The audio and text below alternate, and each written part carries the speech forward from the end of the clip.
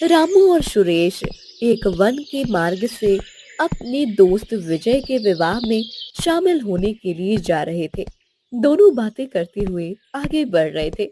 तब अरे सुरेश, हम सही रास्ते में तो जा रहे हैं ना?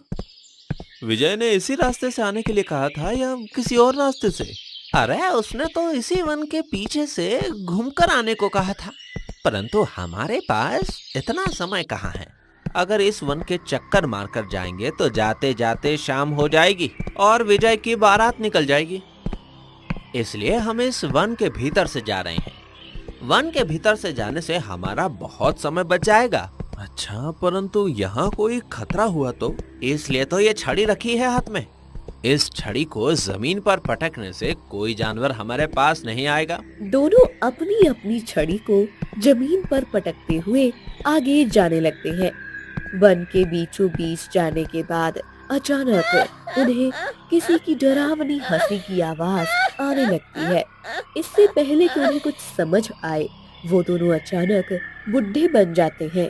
उनके बाल सफेद हो जाते हैं और शरीर कमजोर हो जाता है। दोनों के शरीर और चेहरे पर झुर्रियां पड़ जाती हैं। उनके पैर इतने भारी हो जाते हैं कि वो मुश्किल से एक एक पग आगे बढ़ाकर चलने लगते हैं। उन्हें कुछ समझ नहीं आता कि उनके साथ अचानक ये क्या हुआ है। अरे सुरेश, ये हमें अचानक क्या हो गया? अरे अरे, मेरे भी कुछ समझ में नहीं आ रहा है दोस्त। एक पल में इतने साल बीत गए, अब हम घर कैसे लौटेंगे? हमसे तो चला भी नहीं जा रहा है। रामू और सुरेश ऐसे ही वन में भटकने लगते हैं। उन्हें आगे जाने का मार्ग ही नहीं मिल रहा होता है। एक दिन उस राज्य के महाराज अभिषेक को कुछ गरीब लोग उनके राज्य आ रहे थे। दूसरे राज्य के मंत्री के साथ उनकी पत्नी, दो बेटियां और एक बेटा भी था।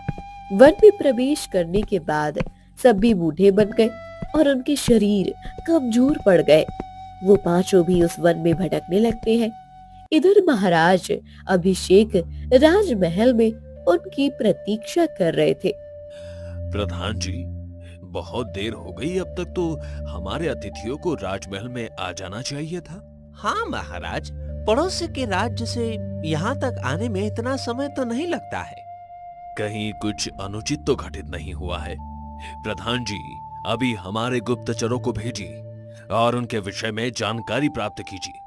प्रधान जी अपने गुप्तचरों को अतिथियों के विषय में जानकारी प्राप्त करने के लिए भेजते हैं। कुछ देर के बाद गुप्तचर आकर प्रधान जी को कुछ बताते हैं।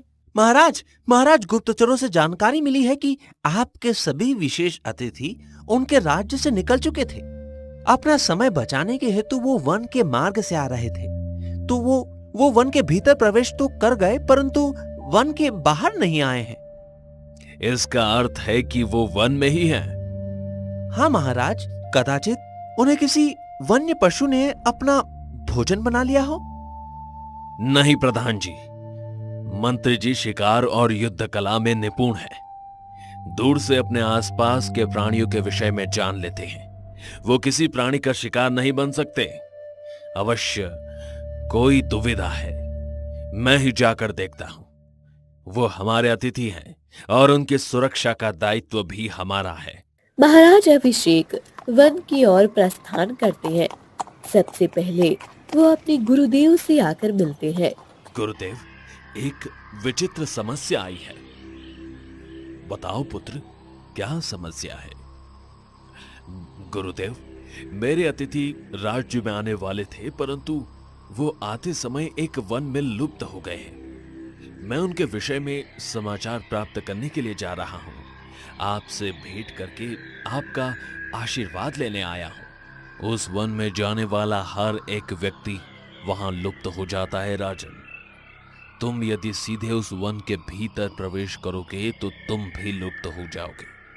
आपके कथन का क्या अर्थ है गुरुदेव? पुत्र, जिस वन में तुम्हारे अतिथि लुप्त हो गए हैं वो एक विचित्र वन है। विचित्र वन? आपके कहने का तात्पर्य क्या है गुरुदेव? उस वन में एक दुष्ट जादूगरनी रहती है, जिसने अपनी जादू से उस वन को घेर कर रखा है। उस दुष्ट जादूगरनी ने वन की देवी वन देवी को बंदी बनाकर रखा है। उस वन में प्रवेश करना खतरे से खाली नहीं है। गुरुजी की बात सुनकर महाराज चिंता में पड़ जाते हैं। उन्हें समझ नहीं आता कि अब उनके अतिथियों की सुरक्षा के विषय में क्या योजना बनाई जाए। गुरुदेव, आप ही मेरा मार्गदर्शन कीजिए और मुझे आगे का रास्ता बताइए। गुरुजी महाराज को बताना शुरू करते हैं। सुनो पुत्र, कुछ समय पहले उस वन में एक दुष्ट जादूगरनी आई थी। उसने अपनी शक्तियां बढ़ाने के लिए और अमर बनने के लिए कुछ विशेष वस्तुओं की आवश्यकता थी। वो वन देवी के पास गई और उसने वन देवी से उन वस्तुओं की मांग की, परंतु वन देवी ने उसके दुष्ट हेतु को जानकर ना कह दिया। इस बात से क्रोध में आकर दुष्ट जादूगरनी ने वन देवी को बंदी बना लिया और कैद कर लिया। उसके बाद जादूगरनी ने जो भी मनुष्य चाहे, वो स्त्री हो या पुरुष, जो भी वन में प्रवेश करे उसे अपनी उम्र से ज्यादा बुढ़ा बनाने की शुरुआत की। जो भी उस वन में प्रवेश करता है वो इतना बुढ़ा बन जाता है कि उसके पूरे शरीर पर झुर्रियां पड़ जाती है और उसका शरीर कमजोर बनकर झुक जाता है। गुरुजी महाराज अभिषेक को उस मायावी विचित्र वन के विषय में जानकारी दे रहे थे।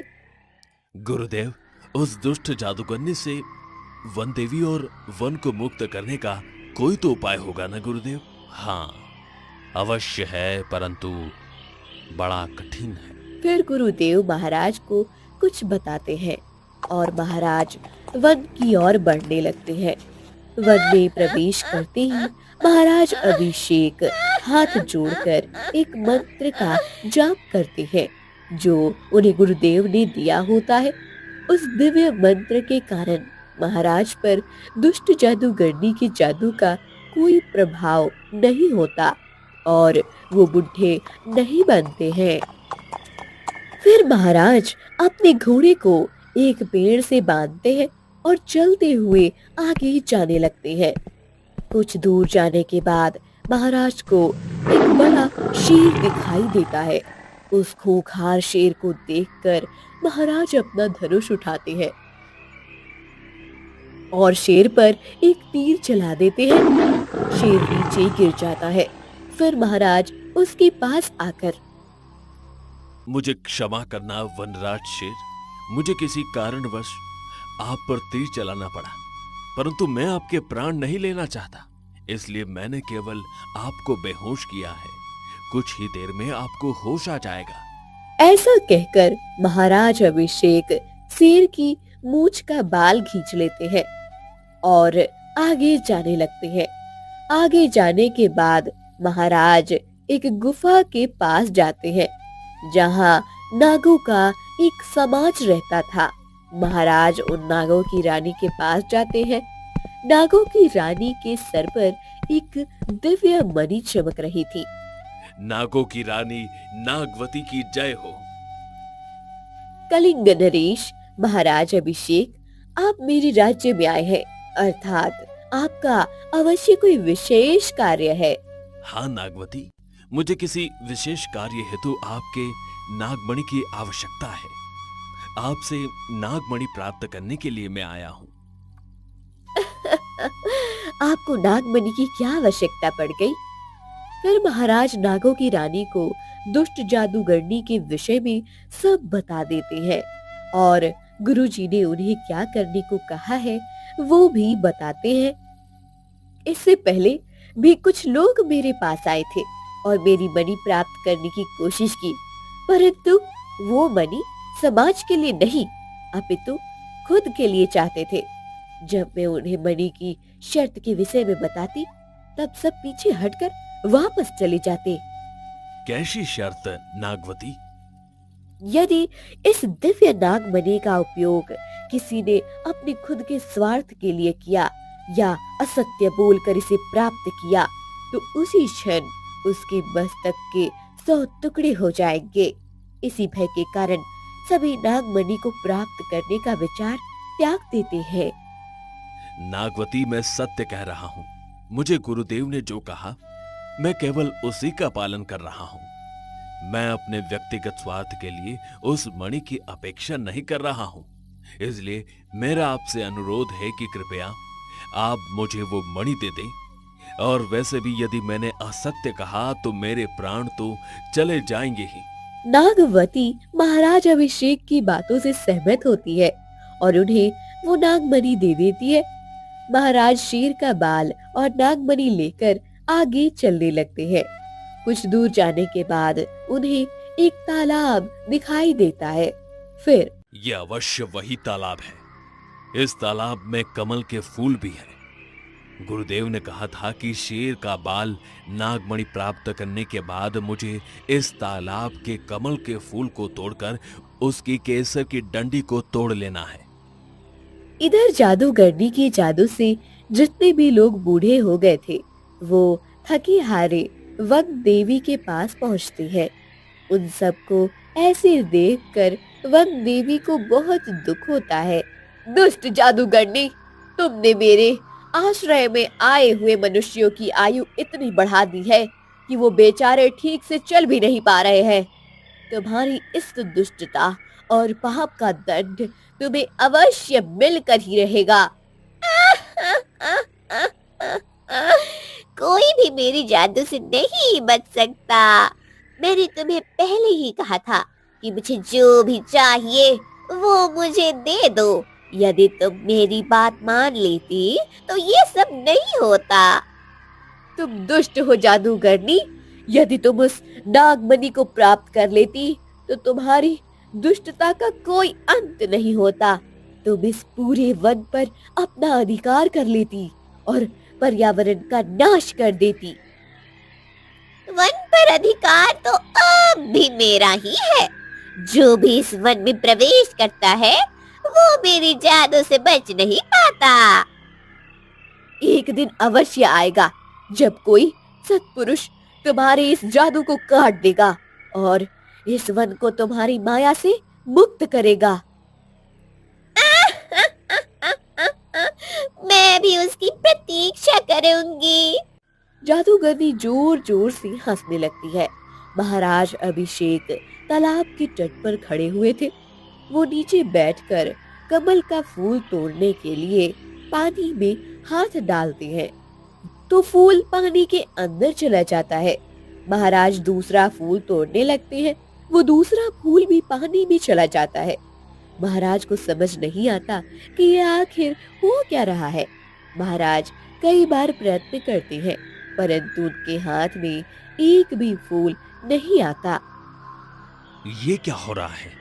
जैसे ही मैं फूल तोड़ने जाता हूं, ये फूल पानी के अंदर चला जाता है। समझ नहीं आता क्या करूं। महाराज विचार कर ही रहे होते हैं कि तभी तालाब के पानी से महाराज अभिषेक, ये कमल के फूल दिव्य है, ये आपको इतनी सरलता से प्राप्त नहीं होंगे। मुझे इस कमल के फूल की बहुत आवश्यकता है। कृपया मुझे ये फूल लेने की अनुमति दीजिए। महाराज, ये फूल दिव्य है, कोई भी मनुष्य इस फूल को स्पर्श नहीं कर सकता। यदि आपको ये फूल प्राप्त करना है तो आपको कोई योजना बनानी होगी। अवश्य, आपका बहुत बहुत आभार। आपने मुझे मार्ग दिखाया। महाराज वही तालाब के किनारे बैठकर विचार करने लगते हैं। अचानक वो उठते हैं और अपना धनुष उठाकर खड़े हो जाते हैं और एक मंत्र बोलते हैं। उनके मंत्र बोलते ही एक दिव्य बाण उस धनुष पर उत्पन्न हो जाता है। महाराज उस बाण को तालाब में छोड़ते हैं। बाण के तालाब में जाते ही एक कमल का फूल बाण के ऊपर आता है। महाराज उस फूल को बाण छेद निकाल लेते हैं। फिर महाराज उस कमल के फूल के अंदर की केसर की डंडी निकालकर फूल को तालाब में छोड़ देते हैं। फिर महाराज नागमणि को हाथ में लेकर शेर के मुंह के बाल से नागमणि को छेद करते हैं। इस छेद में कमल के केसर को पिरोते हैं और उसे उस मणि को लेकर वो वन के ओर अंदर जाते हैं। उन्हें पेड़ से बंधी हुई वन देवी दिखाई देती है। महाराज वन देवी के लिए जाते हैं, तभी उन्हें तेज झटका लगता है। तुम उसे नहीं मुक्त कर सकते राजा। तो तुम ही हो वो दुष्ट जादूगरनी जिसने वन देवी और इस वन को अपनी माया से जकड़ रखा है। देखा दुष्ट जादूगरनी, मैंने कहा था ना कि कोई अवश्य आएगा जो इस वन को तुम्हारी माया से मुक्त करेगा। हाँ, ये राजा यहाँ तक पहुँचा है, इसका अर्थ है कि ये सत्य में बलवान है। राजा, तुम यहाँ तक पहुँचे हो और बूढ़े नहीं बने हो, अर्थात तुम पर मेरी जादू का कोई प्रभाव नहीं हुआ है। तुम अवश्य दिव्य विद्याओं का उपयोग करके यहाँ तक आए हो। जादूगरनी, अपनी प्रजा और इस वन को मुक्त करने के लिए मैं किसी भी विकट परिस्थिति का सामना कर सकता हूँ। परंतु महाराज, आपको इस दुष्ट जादूगरनी के विषय में कैसे ज्ञात हुआ? वन देवी, मेरे गुरुदेव ने मुझे इसके बारे में सब बता दिया है। ये अमर होकर अपनी शक्तियां बढ़ाना चाहती है और इसलिए उसे जो भी वस्तुओं की आवश्यकता थी मैं ले आया हूँ। नहीं महाराज, यदि ये अमर बन गई तो ये केवल इस वन को ही नहीं अपितु पूरे जगत को नष्ट कर देगी। नहीं वन देवी, मैं ऐसा कदापि नहीं होने दूंगा। इससे पहले कि ये अमर बन जाए मैं इसकी हत्या कर दूंगा। तुम मेरी हत्या नहीं कर सकते क्योंकि मेरे प्राण इस शरीर में नहीं बसते। तुमने यदि मेरे इस शरीर को नष्ट कर भी दिया, फिर भी मैं किसी दूसरे शरीर के माध्यम से पुनः प्रकट हो जाऊंगी। तभी जादूगरनी देखती है कि महाराज अभिषेक के हाथ में केसर पिरोआ हुआ नागमणि है। जादूगरनी महाराज के हाथ से वो मणि छीन लेती है और अपने गले में पहनने लगती है। तभी महाराज अपनी तलवार निकालते हैं। उनके हाथ में तलवार देखकर लगता है तुमने मेरी बात को ठीक से नहीं सुना। तुम मेरे शरीर को नष्ट कर सकते हो परंतु मेरे प्राण नहीं ले सकते। मैं इस नागमणि को अपने गले में पहनकर अब सदा के लिए अमर हो जाऊंगी। सभी वनों पर मेरा अधिकार होगा। जादूगरनी खुशी से उस नागमणि को अपने गले में पहनने लगती है। तभी महाराज उनके पीछे जो पेड़ था उस पेड़ पर बैठे हुए वो तलवार चला देते हैं। जादूगरनी जोर जोर से चिल्लाने लगती है, नहीं नहीं, तुम्हें कैसे ज्ञात हुआ? जब नागवती ने मुझे नागमणि दी थी तभी तुम्हारे प्राण कहाँ स्थित है वो भी उन्होंने मुझे बताया था। तुम भी नष्ट हो जाओगी और तुम्हारे जादू का प्रभाव भी नष्ट हो जाएगा। अपने प्राण त्याग देता है और जादूगरनी नष्ट हो जाती है। जादूगरनी के नष्ट होते ही उस वन से अंधकार नष्ट हो जाता है। सभी लोग जो बुढ़े हुए थे वो अपने अपने वास्तव आयु में बदल जाते हैं। सभी स्वस्थ हो जाते हैं और महाराज को प्रणाम करते हैं। महाराज वन देवी से वो नागमणि लेने की विनती करती है। तब, नहीं महाराज, ये नागमणि आप नागवती को लौटा दीजिए। फिर जब किसी को इसकी आवश्यकता होगी तो नागवती उसकी सहायता कर सकती है। वन देवी अपने स्थान पर लौट जाती है। महाराज के साथ सभी लोग जो उस वन में फंसे हुए थे सभी वन के बाहर आते हैं। वन से बाहर आते समय महाराज नागों की रानी नागवती को नागमणि लौटाते हैं और उनके आभार मानते हैं। महाराज के अतिथि महाराज के साथ उनके राजमहल में आते हैं। महाराज के पराक्रम से दुष्ट जादूगरनी के जादू से विचित्र वन सदा के लिए मुक्त हो जाता है।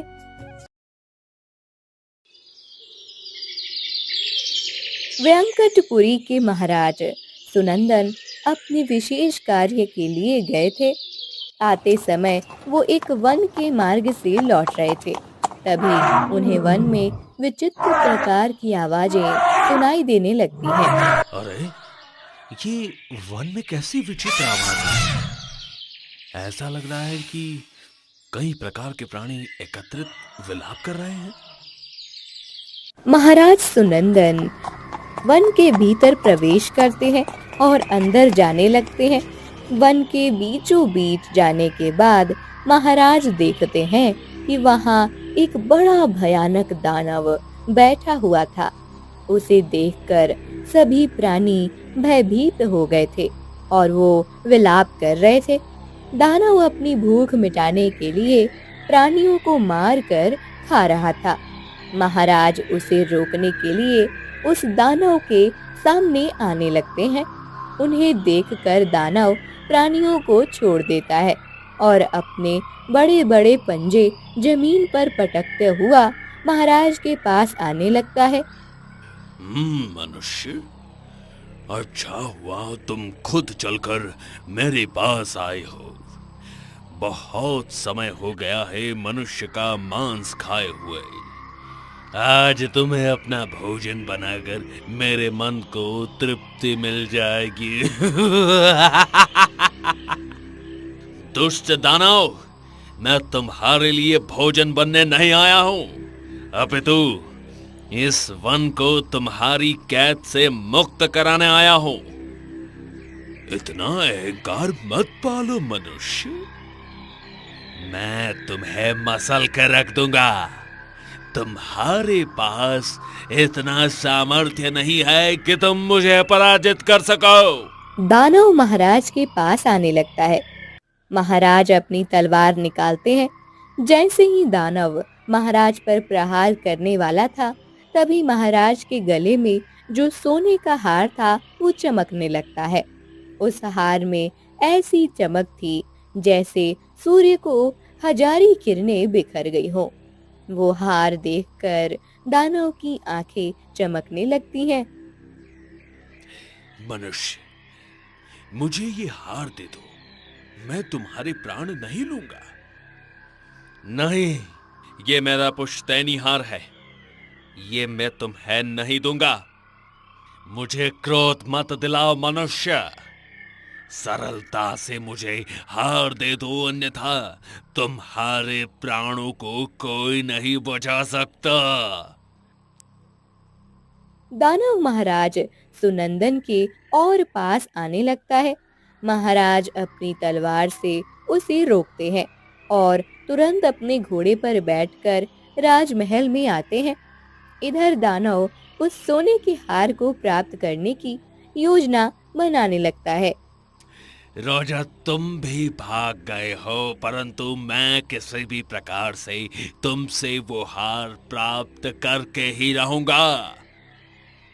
दानव व्यंकटपुरी में आ जाता है। पूरी व्यंकटपुरी में दानव आतंक फैलाने लगता है। प्रजावासियों के घरों को कुचलते हुए आगे जाने लगता है। उनके पाले हुए प्राणियों को उठाकर हवा में घुमाकर इधर उधर फेंकने लगता है। सभी प्रजावासी डर जाते हैं और यहाँ वहाँ भागने लगते हैं। पूरे राज्य में अफरा तफरी मच जाती है। एक गरीब किसान राजा राम अपने खेत से काम करके लौट रहा था। वो ये सब देखता है और भागता हुआ राजमहल में आता है। दानव व्यंकटपुरी में आ जाता है। पूरी व्यंकटपुरी में दानव आतंक फैलाने लगता है। प्रजावासियों के घरों को कुचलते हुए आगे जाने लगता है। उनके पाले हुए प्राणियों को उठाकर हवा में घुमाकर इधर उधर फेंकने लगता है। सभी प्रजावासी डर जाते हैं और यहाँ वहाँ भागने लगते हैं। पूरे राज्य में अफरा तफरी मच जाती है। एक गरीब किसान राजा राम अपने खेत से काम करके लौट रहा था। वो ये सब देखता है और भागता हुआ राजमहल में आता है।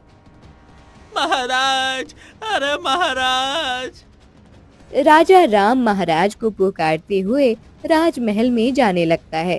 तभी सैनिक उसे रोक लेते हैं। मुझे महाराज से मिलने दो, हमारे राज्य पर बहुत बड़ी विपत्ति आई है। मुझे महाराज से मिलना बहुत आवश्यक है। तभी वहाँ महामंत्री आते हैं। क्या हुआ सैनिक? ये सब क्या हो रहा है? मंत्री जी, राज्य पर बहुत बड़ी विपत्ति आई है। मुझे महाराज से मिलना है। आप कृपया मुझे उनसे मिलने दीजिए। महामंत्री राजा राम को लेकर राजसभा में आते हैं। महाराज, ये किसान आपसे भेंट करना चाहते हैं। क्या हुआ किसान, कौन हो तुम? महाराज, मैं राजा राम किसान हूँ। मैं अपने खेत से अपने घर वापस जा रहा था, तभी मैंने देखा एक बड़ा भयानक दानव हमारे राज्य के प्रजा को आहत कर रहा है। उसने कई जानवरों को भी फेंक दिया है, कई लोगों के घर भी तोड़ दिए हैं महाराज। क्या दानव? अवश्य ये वही दानव होगा। आप उस दानव के विषय में जानते हैं महाराज? मैं जब लौट रहा था तब वन में मुझे एक दानव मिला था। वो मेरा ये स्वर्ण का हार छीनना चाह रहा था। महाराज, वो आपको ही ढूंढ रहा है। वो अवश्य मुझसे ये हार प्राप्त करने ही आया है। जब तक मैं उसे हार नहीं दूंगा तब तक वो मेरी प्रजा को आहत करेगा। महामंत्री चलिए। महाराज सुनंदन महामंत्री और राजा राम के साथ कुछ सैनिकों को लेकर वहां आते हैं। वो सामने देखते हैं कि सभी लोग दानव को देखकर भाग रहे थे। ये सब देखकर महाराज कहते हैं, दानव, तुम मेरी प्रजा को आहत क्यों कर रहे हो? राजा, मैंने तुम्हें पहले ही कहा था कि मुझे अपना ये स्वर्ण का हार दे दो, परंतु तुमने सरलता से मेरी बात नहीं मानी। अब मुझे वो हार किसी भी परिस्थिति में प्राप्त करना ही है। ठीक है दानव, मैं अपना ये हार तुम्हें दे देता हूं, परंतु मेरी प्रजा को छोड़ दो, उन्हें परेशान मत करो। महाराज सुनंदन अपने गले से वो हार निकालते हैं और दानव के सामने धरते हैं। ये लो, मेरा हार लो, पर मेरी प्रजा के प्राणों को संकट में मत डालो। दानव महाराज सुनंदन का हार ले लेता है और अपने गले में पहनता है। महाराज को लगता है कि अब उस दुष्ट दानव का संकट चल गया है, परंतु ऐसा नहीं था। महाराज को पता नहीं था कि आगे क्या होने वाला है।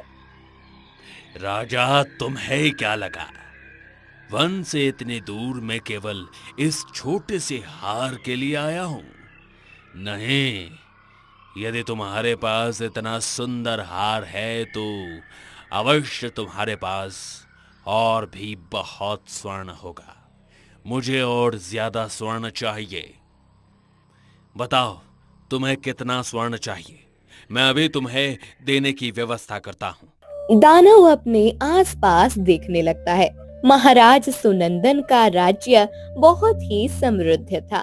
दानव देख रहा था महाराज के मंत्री दास दासियों के शरीर पर भी स्वर्ण के आभूषण थे। इतना ही नहीं, महाराज का जो राजसी हाथी था उसके गले में भी सोने का कंठा पहना हुआ था।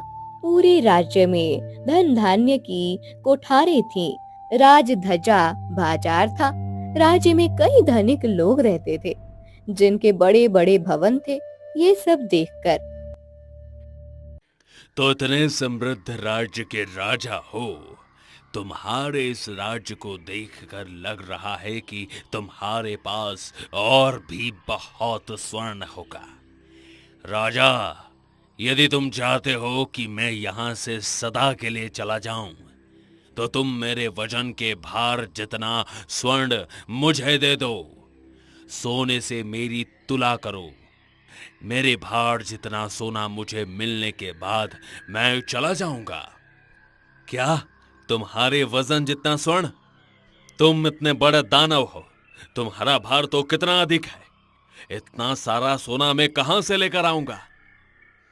यदि तुम मुझे सोना नहीं दोगे तो मैं तुम्हारे इस राज्य का पूरा नक्शा ही बदल दूंगा। तुम्हारे राज्य को इस प्रकार आहत करूंगा कि कोई विश्वास नहीं करेगा कि कभी इस भूमि पर समृद्ध राजा था। रुको, तुम मेरे राज्य या किसी भी राज्यवासी को संकट में डालो, मैं अपने राजकोष में जितना सोना है सब तुम्हें दे देता हूं। महाराज, सिर्फ आप ही नहीं, हम सब भी अपने पास जितना भी स्वर्ण है इस दानव को दे देते हैं। महाराज सुनंदन राजकोष में जितना भी सोना होता है सभी ले आते हैं। उनकी रानी और राज परिवार के बाकी सदस्य भी स्वर्ण का त्याग करके सब दानव के पास ले आते हैं। एक एक प्रजावासी जिसके पास जितना भी सोना होता है वो सब लेकर आते हैं। बहुत सारा सोना दानव के पास रखा जाता है।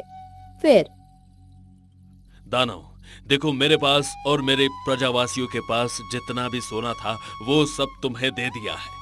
अब ये सब लेकर तुम मेरे राज्य का त्याग कर दो। बस इतना सा सोना? ये तो मेरे वजन के मुकाबले आधा ही होगा। परंतु अब तो जितना भी सोना था सब तुम्हें दे दिया है। नहीं, मुझे और सोना चाहिए। महाराज सुनंदन समझ जाते हैं कि अब ये दानव ज्यादा सोना लिए बिना यहाँ से नहीं जाएगा। इसलिए वह अपनी तलवार निकालते हैं और सैनिकों को इशारा करते हैं। सैनिक भी अपने शस्त्र लेकर फैल जाते हैं और उस दानव को घेर लेते हैं। फिर महाराज तलवार लेकर दानव के पास आते हैं और उस पर वार करने ही वाले होते हैं कि तभी दानव अपनी अघोरी शक्ति से एक मायावी रस्सी महाराज सुनंदन पर फेंकता है और महाराज उस रस्सी में बंध जाते हैं। बहुत प्रयास करने के बाद भी महाराज छूट नहीं पाते। फिर दानव महाराज को उठाकर अपने कंधों पर ले लेता है और सुनो प्रजाजनों, मैं तुम्हारे इस राजा को अपने साथ ले जा रहा हूं। तुम सबके पास 7 दिन है। यदि इन 7 दिनों में तुम वन में मेरे गुफा में मेरे वजन जितने स्वर्ण को लेकर नहीं आए तो 8वें दिन मैं तुम्हारे इस राजा को अपना भोजन बना लूंगा।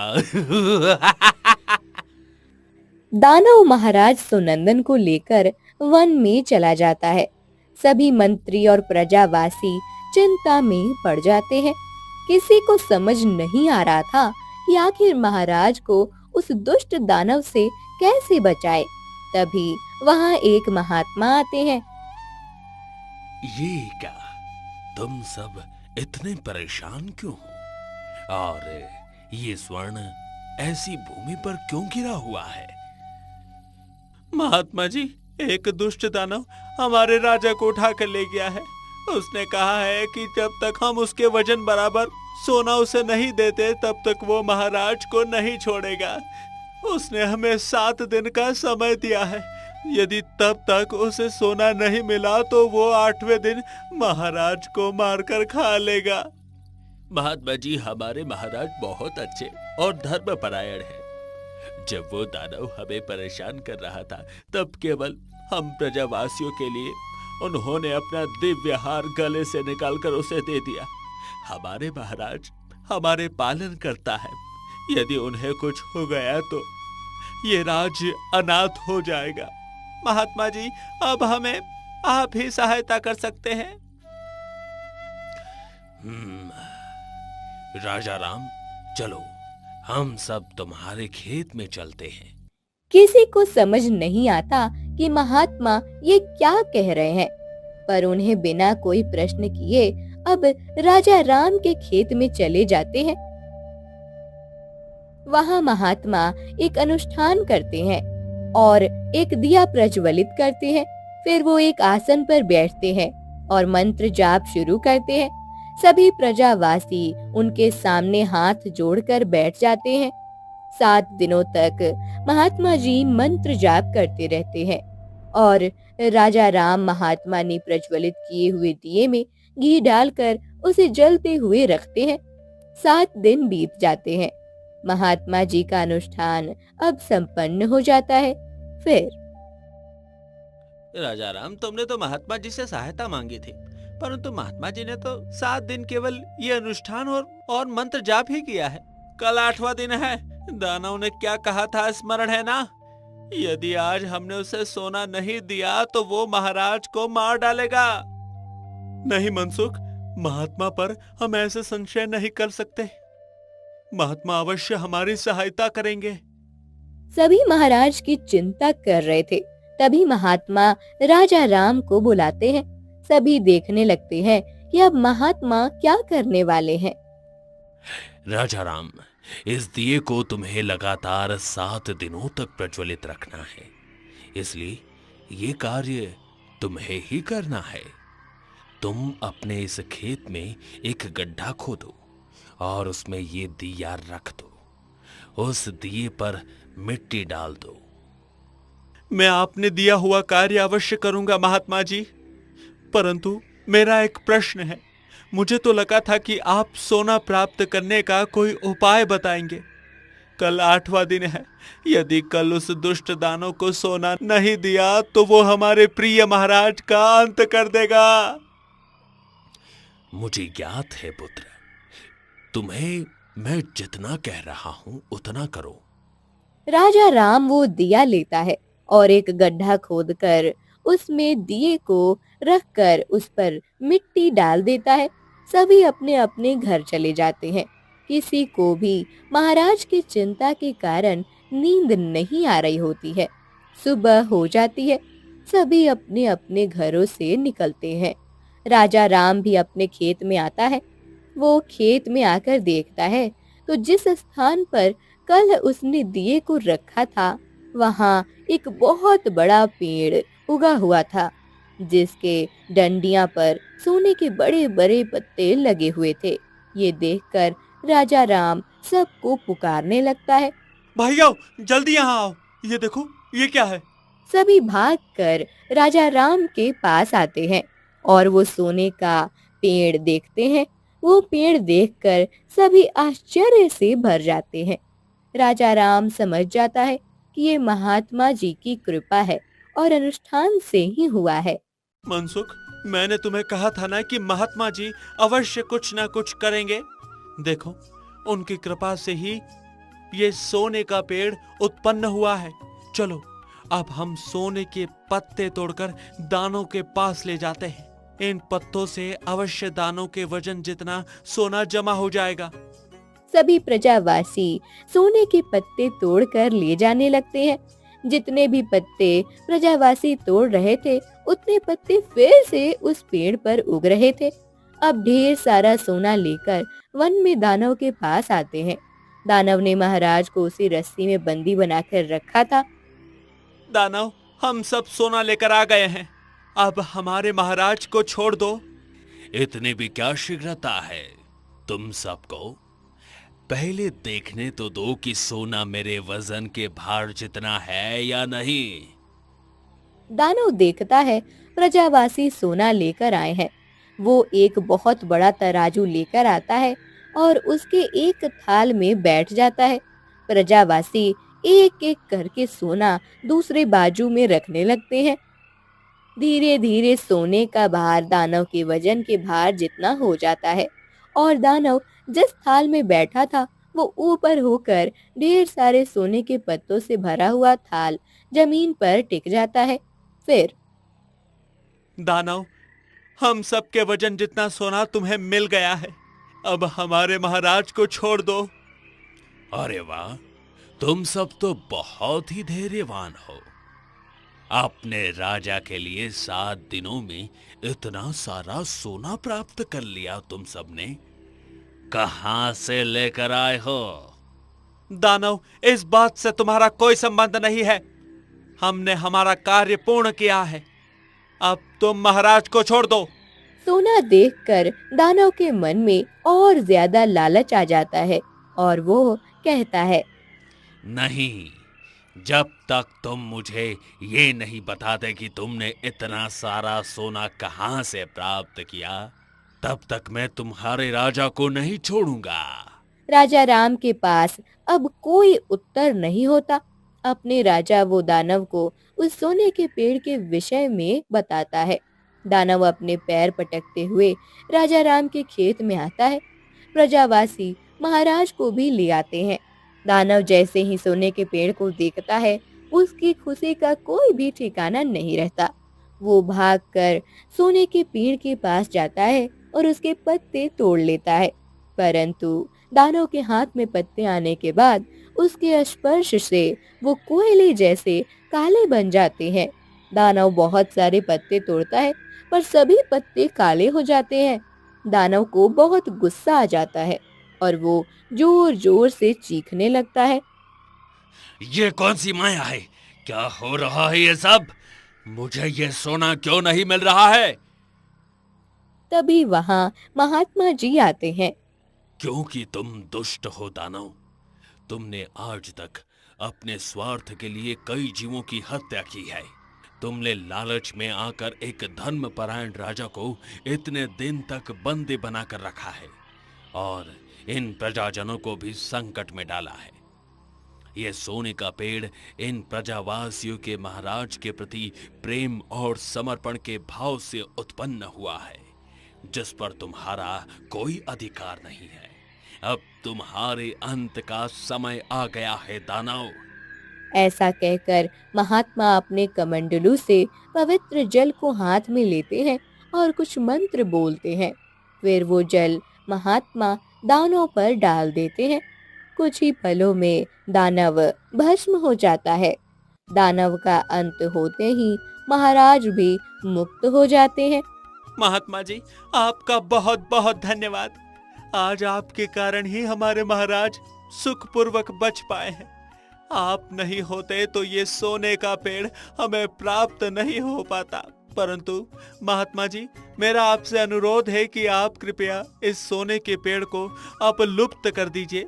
दानव की तरह किसी भी प्रजावासी के मन में सोने का लालच उत्पन्न हो गया तो बड़ी समस्या निर्माण हो सकती है। सभी प्रजावासियों को राजा राम की बात सही लगती है। सब की बात मानकर महात्मा जी अपनी शक्ति से उस सोने को लुप्त कर देते हैं। महाराज सुनंदन दानव का जमा किया हुआ सारे सोने को अपनी प्रजा में दे देते हैं और सुखपूर्वक अपना राज्य कार्य करने लगते हैं। आज भी वेंकटपुरी में उस सोने के पेड़ की कहानी को बताया जाता है।